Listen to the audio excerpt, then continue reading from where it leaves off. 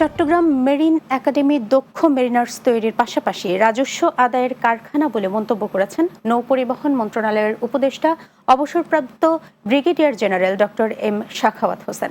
সোমবার দেশের প্রথম মেরিন একাডেমি পরিদর্শনে গিয়ে তিনি সাংবাদিকদের এসব কথা বলেন।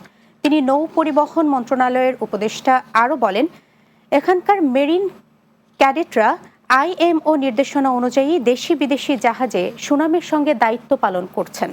এদিকে বন্দর, ড্রাইডক, শিপিং সেক্টর সহ বিভিন্ন প্রতিষ্ঠানে মেরিন সদস্যদের নিয়োগের দাবিতে বিক্ষোভ মিছিল সহ নানা কর্মসূচি পালন করেছে মেরিন একাডেমির প্রাক্তন শিক্ষার্থী ও নাবিকরা।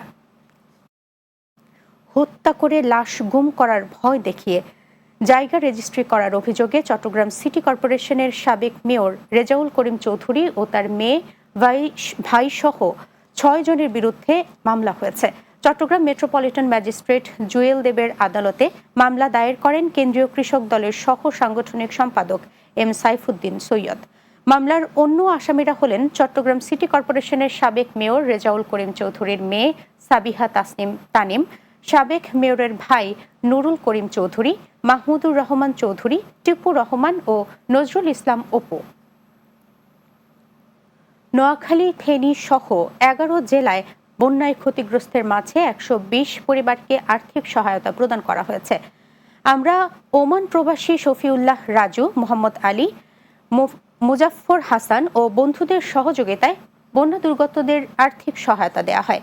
এ সময় আমরা ওমান প্রবাসীদের পক্ষ থেকে ইঞ্জিনিয়ার শফিউল্লাহ রাজু ও মোহাম্মদ আলী ফেনী ও নোয়াখালীর বন্যার্তদের মাঝে আর্থিক অনুদান দিয়ে বলেন, মানবিক কাজে মানুষ হোক উৎসাহিত ও অনুপ্রাণিত। শেষ করব দিনের বাংলা, যাবার আগে শিরোনামগুলো জানিয়ে দিচ্ছি আরও একবার।